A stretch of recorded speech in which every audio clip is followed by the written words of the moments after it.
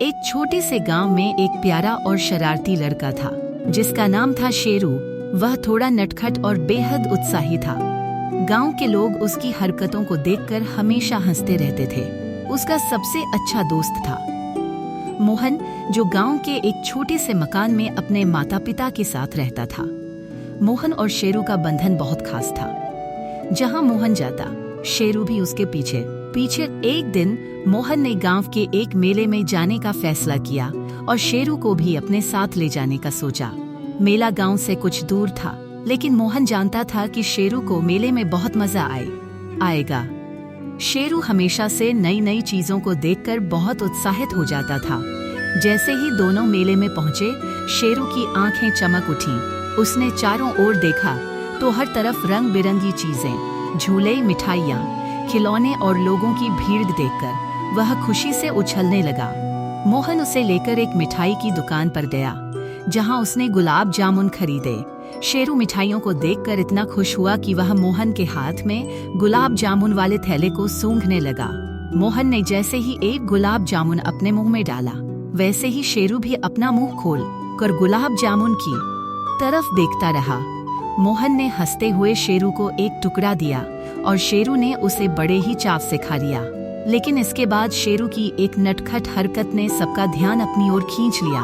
शेरू ने सोचा कि अब उसे और गुलाब जामुन चाहिए, और उसे पता था कि मोहन के हाथ में थैली है। उसने मोहन के हाथ से थैली छीनने की योजना बनाई। शेरू एकदम से मोहन के हाथ की तरफ उछला और थैली को पकड़ लिया। मोहन चौंक गया और थैली को कसकर पकड़ लिया, लेकिन शेरू भी कहाँ हार मानने वाला था। उसने थैली को पूरी ताकत से खींचा और आखिरकार थैली उसके मुंह में आ ही गई। थैली मिलते ही शेरू खुशी खुशी भागने लगा, लेकिन इतने सारे लोगों के बीच वह थोड़ा असमंजस में पड़ गया कि किस तरफ जाए। थैली मुंह में दबाए शेरू भागता जा रहा था और पीछे पीछे मोहन भी भाग रहा था, जो उसे थैली वापस लाने के लिए आवाजें दे रहा था। लोग हंसने लगे थे, क्योंकि यह पूरा दृश्य एक कॉमेडी फिल्म जैसा लग रहा था। भागते भागते शेरू का ध्यान एक गुब्बारे की दुकान की तरफ गया। वहां ढेर सारे रंग बिरंगे गुब्बारे थे, जिन्हें देखकर शेरू बहुत खुश हो गया। उसने थैली नीचे रख दी और गुब्बारों को सूंघने लगा। तभी उसने देखा कि एक गुब्बारा जमीन पर गिरा हुआ है। वह गुब्बारे के पास गया और उसे अपने मुंह में लेने की कोशिश की, लेकिन जैसे ही उसने गुब्बारे को मुंह में लिया, गुब्बारा फूट गया। गुब्बारे की आवाज से शेरू डरकर उछल गया और उसकी पूंछ नीचे हो गई। उधर मोहन ने शेरू को देख लिया और धीरे से उसके पास जाकर थैली उठा ली। शेरू अब थोड़ा शांत था, लेकिन जैसे ही उसने देखा कि मोहन ने थैली वापस ले ली है, वह फिर से मस्ती करने के मूड में आ गया। उसने मोहन की ओर देखा और भौ, मुझे भी गुलाब जामुन चाहिए। मोहन ने थैली से एक गुलाब जामुन निकाला और शेरू को दे दिया। इस बार शेरू ने थैली को छीनने की बजाय बड़े ही प्यार से गुलाब जामुन खाया। मोहन ने हंसते हुए उसे सहलाया और कहा, शेरू, तुम सच में एक नंबर के नटखट हो।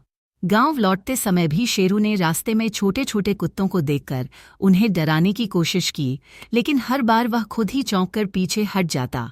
गांव पहुंचकर मोहन ने शेरू को पानी पिलाया और फिर दोनों एक पेड़ के नीचे बैठकर दिन भर की शरारतों को याद करते हुए आराम करने लगे।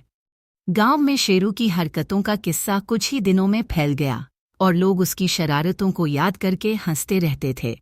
मोहन भी हर किसी को गर्व से बताता कि उसका शेरू कितना प्यारा और नटखट है, और शेरू, वह तो बस अपनी मासूम शरारतों के साथ खुश रहता, क्योंकि उसके लिए तो यही असली खुशी थी।